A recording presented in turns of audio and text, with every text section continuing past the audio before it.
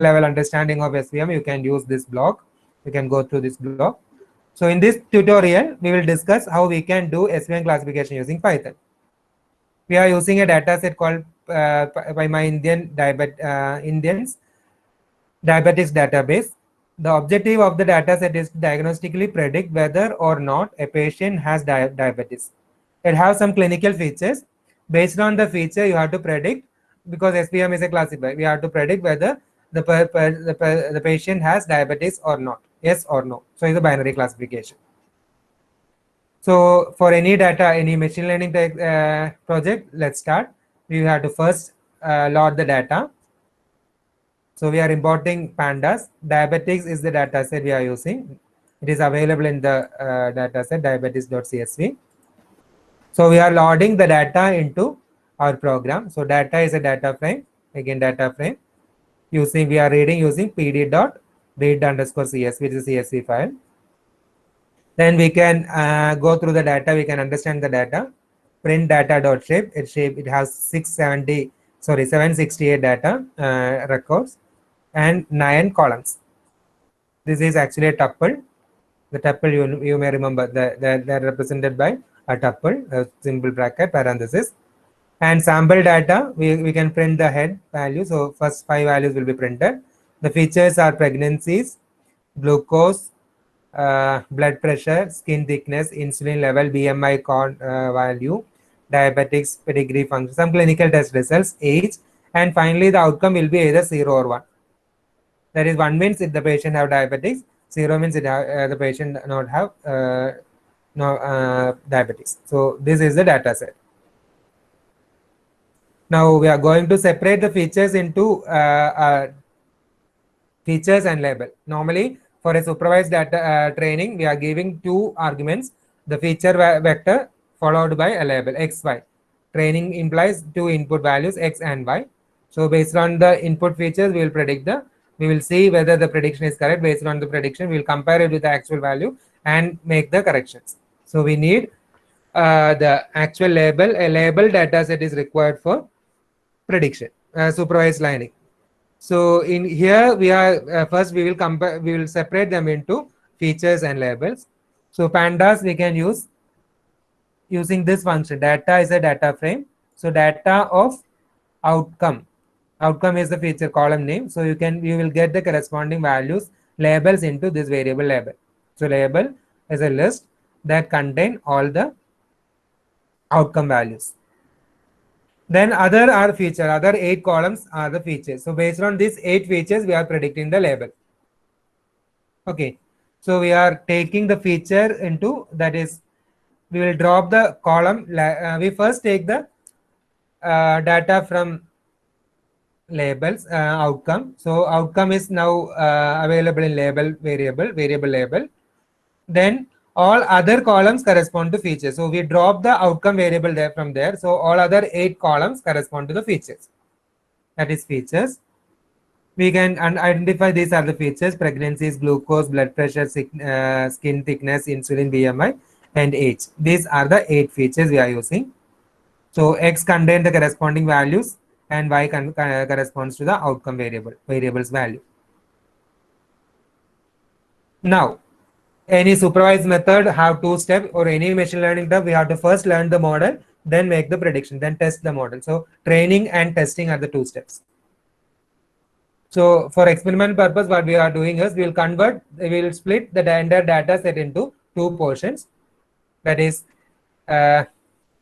training set as well as testing set. So we can use a function called train underscore set underscore split, that will split the data set into training and testing set. So the variable we are using are x underscore train, x underscore test, corresponding to the features for training and testing, and the corresponding labels y underscore train and y underscore test, that represent the corresponding labels. And the parameter we are following is a 0.33, that is 0.33%, that is 33% of the data will be used for testing, and remaining 77 will be used for training. And this splitting is randomly, so we will initialize the random seed with 10. We can give any value, that is not important. In order to get the same result, we are putting some seed values here. Then, since we are going to perform a classification task, we will use the support vector classifier. So first step is loading the data. We'll apply some pre-processing if the data, when we go through the data, if we find some missing values in the data, we may replace them with some average or mean value. But this data set have no missing value. We didn't check that step. So there may be some pre-processing. After that, we will split the data into training and testing set. Now we are going to classify. So create a model. The model we are going to create use is support vector machine. So support classifier is the object. We will take the model from import scikit-learn, scikit-learn sklearn.svm import svc. Svc is the that is support vector classifier is the corresponding classifier name that is available in support scikit-learn. See, this is how we are importing one package from sklearn. Sklearn is the large package. Inside sklearn we have svm package. Inside svm we are importing the particular class called svc. Okay, from a large package, take the corresponding, import the corresponding class. We are not importing entire package. We are just importing the class necessary that required for the classification. So SVC is the corresponding name that is given in sklearn. SVC classifier is equal to SV of, they appear, different kernels are available. So here we are using simple linear kernel.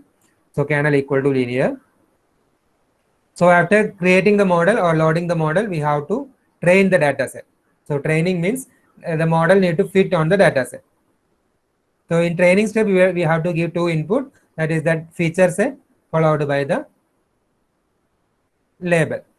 So we will train the model. So SVC classifier dot fit the data. Data are features and corresponding label.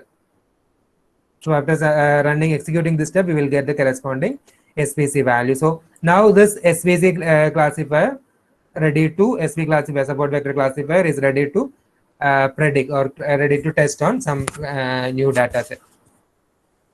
Learned with this data set, now you are going to predict. You can call the function called SVC classifier dot predict for the test data. So y predict equal to that corresponding value. So very simple step. First load the data, pre-process if required, then split the data set into training and testing data. Fit the model, that is train the model using the training set. Then using the test set, predict the make the predictions. After prediction, you have to evaluate the model. So this is the corresponding confusion metric. You will get precision, recall, and F1 score. And the model has something accuracy or precision of 0.76, have recall of 0.90, and F1 score of this one. For each class, you will get the corresponding value. For the 0 class, you have these values, and for one class 1, you have these values. And average, you have 0.75 precision, 0.75 recall, and F1 score of 0.74. There are many other methods like you can compute the accuracy of the model. You can compute the ROC value of the model. There are a lot of other methods to evaluate. All such functions are available in the package sklearn.metrics. So you evaluated the model. You can even print the corresponding confusion metrics that say how the different predictions are appeared, true value, true positive, and true negative ratios. So let me conclude this classification. Very simple step. With the background of SVC, you can simply apply how different kernels applied on the data, works on the data. SVC is a simple binary classifier. You can use it for multiple classifier itself, but basically it is theoretically it is a binary classifier. So you are taking the data. First step is load the data, pre-process the data, split the data into training and testing data set. Then take a model. Here it is SVC. Specify the kernel, whatever parameter required for support vector machine. You specify them. Then fit the data, fit the model on this data. So you will get a trained model. Using that trained model, you predict. You make the prediction using test data. Clear? So this is the steps that is implemented here. So you can try yourself, and then after making the prediction, you can evaluate the prediction. If it is not fine, you can change the kernel. You can try with another kernel how it is performing. You can compare the results. And for different kernels, you can, after getting the results, you can plot them using matplotlib. You can plot the results and say which model is better. You can select which model is better, which kernel is better for this data set. So this is how you are using this algorithm, that is SVC algorithm. So far we discussed about supervised learning. Now we are moving to one unsupervised learning. We will take simple example on k-means algorithm. Okay, clustering is nothing but grouping the data. We are provided some data. We need to cluster them into some groups. In clustering algorithm like k-means, we'll specify we need to find 3 groups from this data. So based on the similarity between the data, we can group them into that number of clusters. Okay.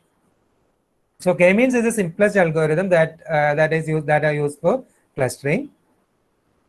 In k-means, we will find the non-overlapping clusters. Each cluster is separate. The idea is that the difference between the similarity between the points belongs to different cluster are maximum. That is, inter-cluster similarity between the data point is very high. Intra-cluster, that is within the cluster, the data points are very similar. Okay. So the basic idea is like that. We have a data set like x equal to, we have different points x1, x2, x3, x5, x4. And they have points like v1, v2, vk. And from this point, we find some cluster centers like v1, v2, v3 up to vk. We randomly pick some centers v1, v2, v3, vk. We have n data points and k centers, cluster centers. So we need k clusters. So we randomly select k cluster centers. These are v1, v2, v3, vk. Then for each data point, we will calculate the distance between these points from the center x1 to v1, x1 to v2, x1 to up to vk, and assign x1 into the cluster with minimum distance. If x1 and v2 are the minimum distance, we will assign x1 into the cluster v2, the cluster with center v2. This process will be repeated. After that, we can get k clusters. We will recompute the cluster centers by taking the mean of each cluster. So new cluster center will be mean of the new cluster. All data points belongs to that. Suppose x1, x2 and x10 belongs to v1. We'll take the mean of that value and take that as the new cluster point. Again, this process will repeat. Again, we will try to cluster the data points into that point. We'll repeat the process until there is no change. So it is an iterative algorithm. We will iteratively cluster the data. We will cluster the data. We will compute the new mean. Again, new center. These become the new centers. Repeat the clustering until there is no change. So distance normally used is Euclidean distance. We can easily compute the Euclidean distance between the points. So this is how k-means working. Okay, now we can try an example. Let us implement k-means clustering using a famous dataset called IRIS dataset. This contains 3 classes of 15 instances. Each class refers to a type of iris plant. Different iris plants are there. There are different features like sepal length. 4 features are there: sepal length, sepal width, petal length, and petal width. So based on these values, there will be corresponding plant type. Okay, so this data set is freely available on most of the platforms. You can easily use this iris.csv file. So this is, if it is not available, it is already available in the shared data set. You can use them, iris.csv. Now, this is the data. We have 150 data sets, data records. Each have 4 values and the corresponding variety. The label will be corresponding variety. So we are not interested in outcome variable now because we are going for an unsupervised learning. We need to convert them into 3 clusters, 3 number of clusters, because there are 3 types of plants, iris plants are in the data set. So we need to convert this data points into three clusters. Okay. So before going to the data, let's visualize the data. We can see that these have 3 classes. There are 3 classes. Now we are applying k-means algorithm to cluster them into 3 groups. Okay. So this is how we have printed the code. I'm not going to the details of how we are visualizing the data. Just we are using matplotlib.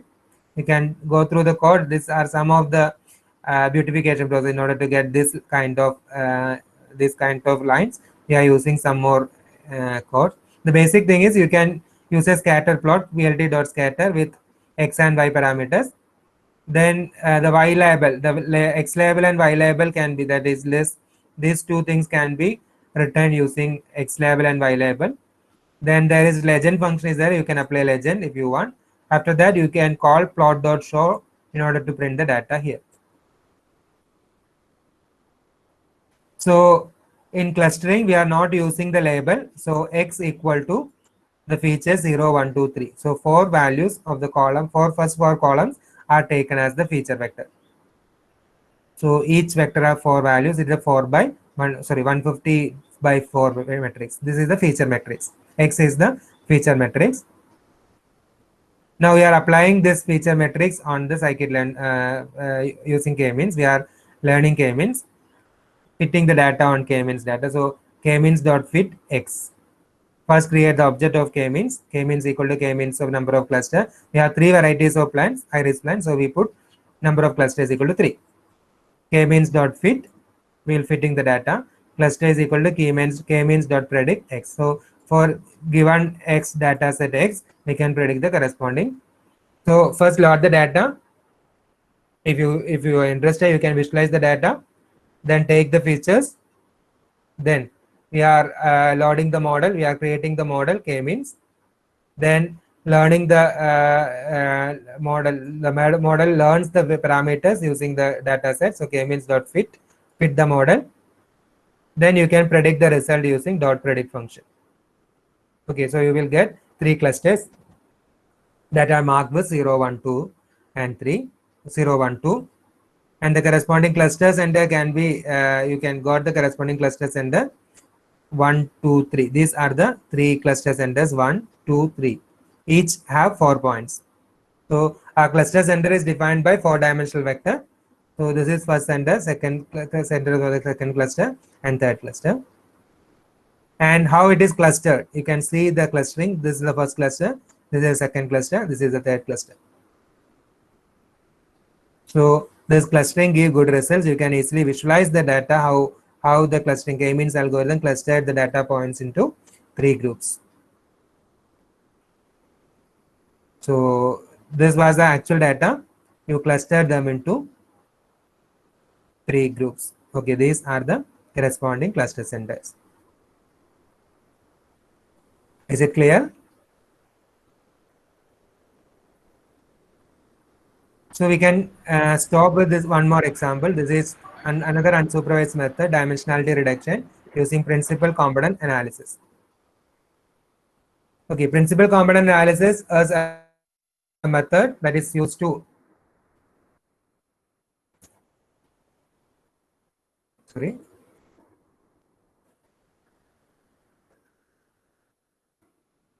uh,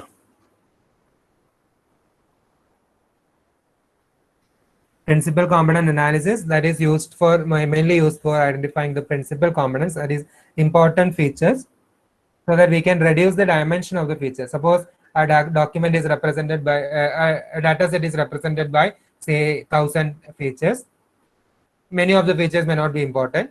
So if we can take the essence of that feature, some features have some similarity. So instead of that 1,000 features, if we can represent them by 100 significant features, it can be a 100-dimensional feature vector. Instead of 1,000 dimension, we can move them down them into reduce them into say 100 dimension. This is called feature reduction. So in order, what we are doing in PCA is that we are trying to move this this document into a lower dimension, say from high dimension n to a lower dimension k. The principal components that are the mathematics part is actually eigenvalues and eigenvectors. We will take the this eigenvalues as a principal component. So input is m by n data and find the eigenvalues of that matrix, input matrix, sort the eigenvalues, and decreasing order we will select the first k element eigenvalues. and the corresponding projections. So k will be less than n, so it will be lowered into a low dimension k.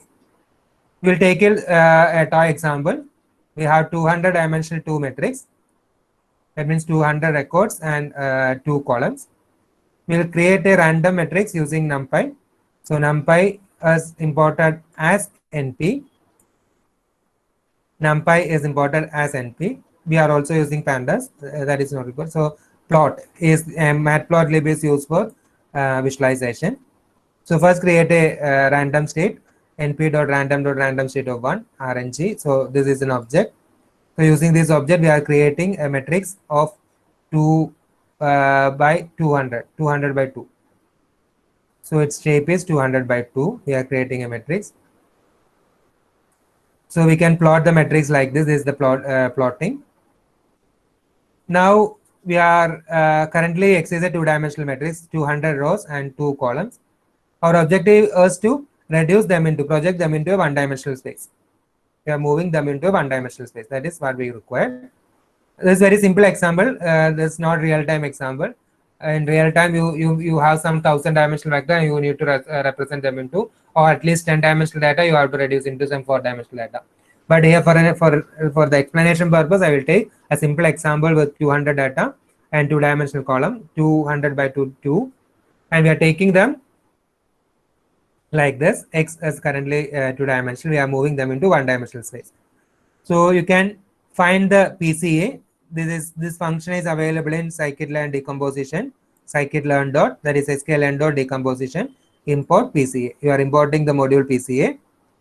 Now the object PCA equal to PCA of number of components required. We require one component from this 2-dimensional data. So number of components can be specified here. Then apply the PCA algorithm on this data, PCA.fix of fit of X. We are taking the data X. This is an unsupervised learning, no need of labels. So we are taking the data points, that is a feature vector. We will apply the PCA on the data set. We are learning the principal components from the data. Then we will transform the principal components. We will get X underscore PCA as the principal component.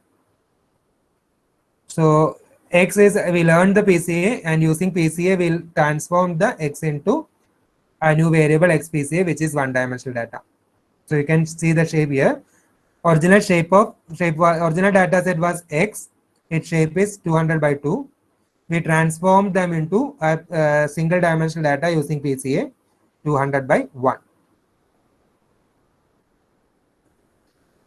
So you can see this as the transformed data. The blue points represent the original data, and we transform them into a single point. This is the corresponding transformed data. So this is about PCA. So far what we discussed is how we can implement some of the traditional machine learning things. We have not touched any deep learning or neural network based learning. We'll discuss them in the next class. So today we started with basics of Python. I quickly introduced Python from beginning to basic Python. Its condition, basic constraints, how to represent conditions or loop functions, and different data structures that are required, the important data structure in Python, how to import packages. There are a lot of other things to learn, but for quick understanding of this course, machine learning based Python tutorial course, this background is necessary. So you just first go through the that sample course on basics of Python, then take this tutorial, go to each case, first read the code, try to understand what is working there. So if you know what is regression, you can easily understand what is implemented in the Python, how it is implemented using Python. We are just following the same algorithm. If it is regression, we are taking the data, we are finding the, we are implementing, we are not implementing the corresponding equation. It is already abstracted in a function in scikit-learn. We are just calling that function. Then we are loading the data model, we are training the model, we are making the prediction, we are evaluating the model. So the steps are very simple, very similar in all cases. The data, the function that we are using will be changed. In regression, it is linear regression, function is linear regression. If it is SVM, we are using SVC. If it is PCA, we are using PCA. So the procedure is same. The pipeline we are following in machine learning, building a machine learning application is same. The things that make complex is what analysis we are making. We want to predict something important, say the weather conditions or some stock value prediction. So the the the program, the importance of program depends on what we are going to analyze. The method is same. You can try different models on this data. You can find the accurate model or the best model that fit on the data set, because all model may not fit on the say fit on all the data set. That depends on the data set. For some data set this model will be helpful. So you can experiment with different models.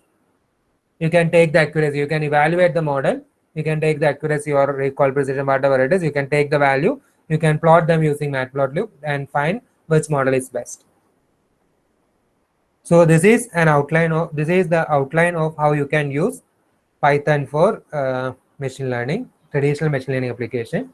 I recommend you to go through this tutorial and experiment these things. You just take the code, and I already shared the PDF file, so you can take the code, run on your Colab or your local machine. So with let me Okay. conclude now. If you have any doubt, you can ask. So this will be useful only when you are practicing, because this is a hands-on session. You have to go through the sessions. Hope you are following, and you can try this example, that is in the evening or night today. You can try this example, and if you find any difficulty, we can discuss tomorrow also, no problem. Okay. There is So one thank question from Maladi: how is the data created for character recognition? uh, there are some benchmark data set available in literature. You can use that data set. If you want to create your own data set, one idea is take some photos of the characters. You ask some person, group of people to write certain characters. You can take the photo of that image of that characters, store in some particular format, uh, say 128 into 128, from some image format. You can store them in particular format. If you want, you can also try different angle. You can take different angle of the same photo, so that the machine can learn effectively. So the idea is you can create your own data set by taking simple images and convert them into standard format. OpenCV is one of the packages that you can use for image processing, image related thing. So you can try with OpenCV how to convert them into some standard format. You can specify the resolution. So all images should be in the same